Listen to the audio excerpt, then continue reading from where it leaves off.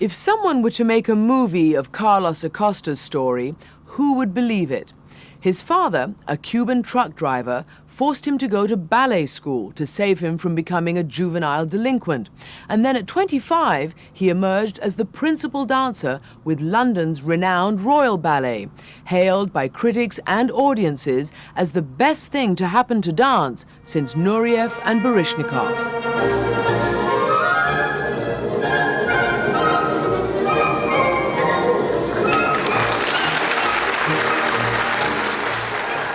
Tonight, Carlos Acosta is the visiting star at the Houston Ballet, tackling one of the dance world's most demanding roles, Le Corsaire.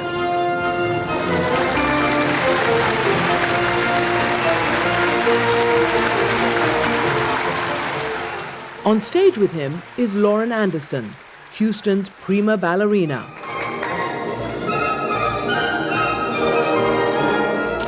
He brings that physical, animalistic Cuban machismo thing. He's got that machismo thing working. It's great. And a little bit of extra head and a little bit of extra flick, you know.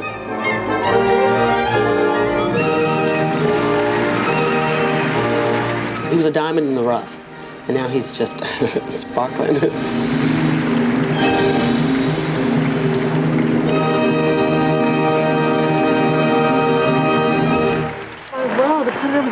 Today, yeah?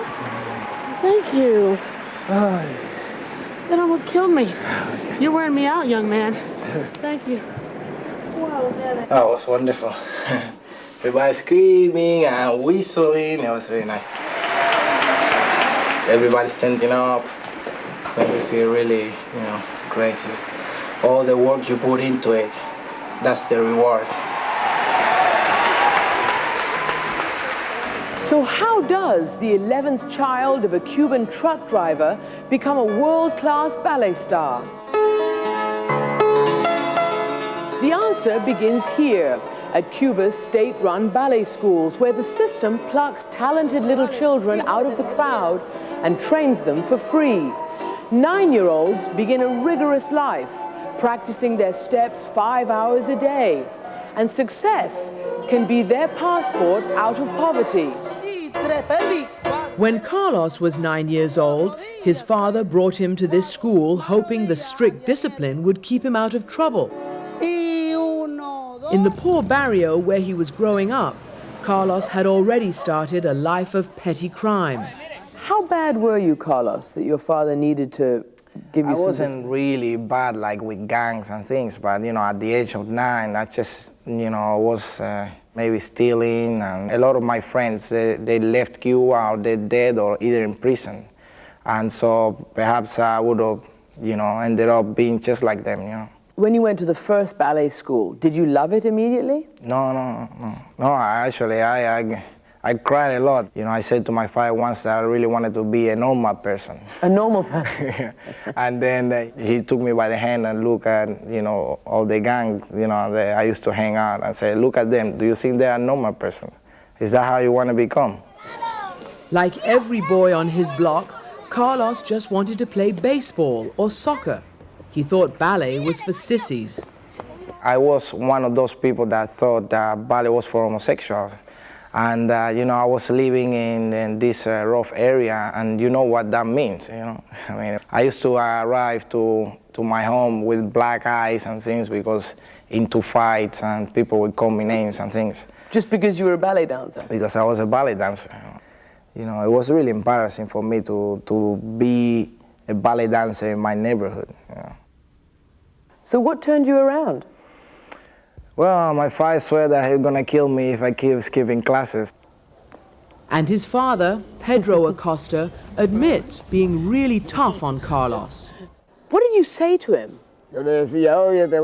I told him, I'm gonna cut your feet off, because he kept running away from ballet school to play soccer on the street.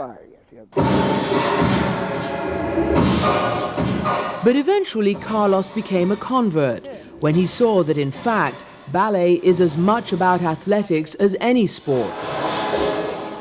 I saw the National Ballet of Cuba once.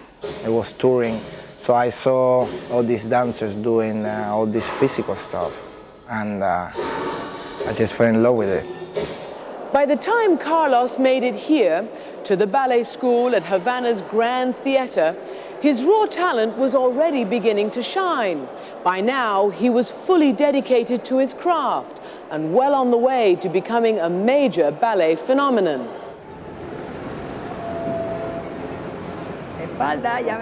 Like these young dancers, Carlos benefited from Cuba's communist system because it not only recognizes extraordinary physical talent, it nurtures it, whether it's baseball, boxing, or ballet. England's leading dance critic Ismene Brown explains. Cuba has got a tradition of producing fabulous male dancers. They've all been brought through this ballet factory, in a sense, beautifully trained, with Russian advisors, obviously, because of the connection with the Soviet Union. Acosta is one of the latest of a superb generation. He's come out with a tremendous technique. When he was only 16 years old, Carlos took part in one of the world's major ballet competitions in Lausanne, Switzerland. But this young unknown didn't think he stood a chance. Out of 127 competitors, I was 127, the last one. Acosta Carlos Jr. Cuba. To everyone's surprise, the last competitor came first. I was surprised myself, really honestly. And, see all these people taking, pictures from that corner to the other corner, all these, I just thought I was living a dream. Suddenly you were becoming a star. It was a shock for me. And the shocks kept coming. In Houston, Lauren Anderson was shown a video of her new partner. And my mouth dropped. I was like, oh my goodness, who is this? And he's a baby. He was incredible. And I thought, right, this black Cuban guy, he's gonna be my partner, yeah, right, okay, sure. And the next thing I know, a year or so later, he's in Houston and we're dancing together. And the new couple would delight audiences even at the Bolshoi Theater in Moscow. The public just wasn't used to seeing two black stars. And Carlos leans over and he goes, Lauren, they're clapping for two black dancers at the Bolshoi, two black stars at the Bolshoi. It's unheard of. But success has come at a price. It's difficult for Cubans to travel abroad, and so none of Acosta's family has ever seen him dance on the world stage. At home in Havana, Acosta's nephews imitate what they see him do in pictures. 4,000 miles away, in London, Carlos is now dancing with the world-famous Royal Ballet.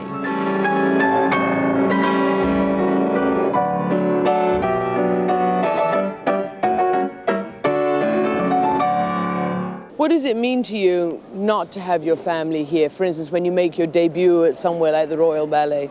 It's really sad, because at the end of the day, I go home and I'm by myself there, and I wish I could share that with them.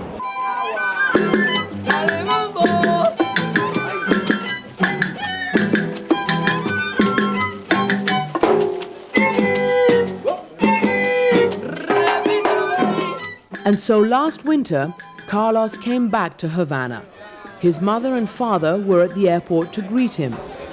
Because the Cuban government doesn't want him to defect to the West, Acosta, like other successful artists, is given the rare privilege of coming and going as he pleases. But it's great, man. It's always, this is everything.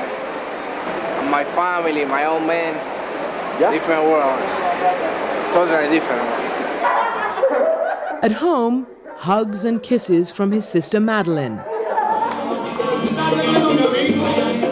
Out on the town, Madeline dances salsa with her famous brother.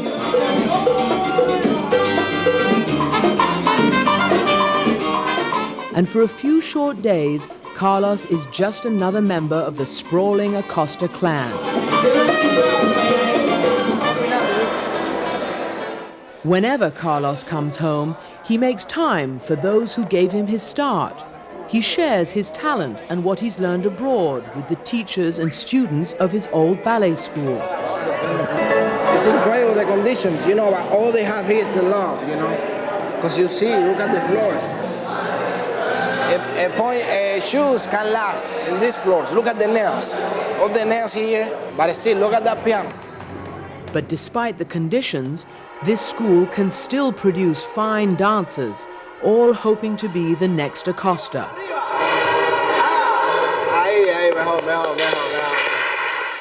Later that day, Carlos took us to the poor Havana neighborhood he grew up in.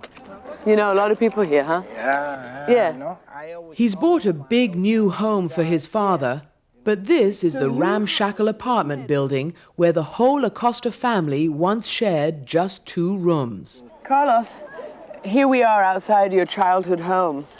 Do you still think of this as home? Well, it is part of my life, you know. It is a lot of memories.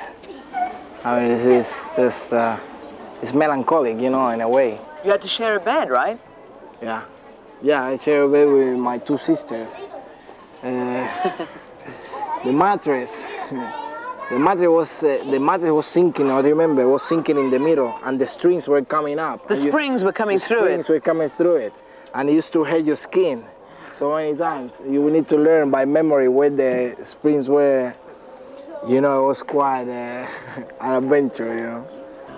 Not even close to the adventure the kid from the slums of Havana is about to have in London, where he's preparing for one of the biggest moments of his life.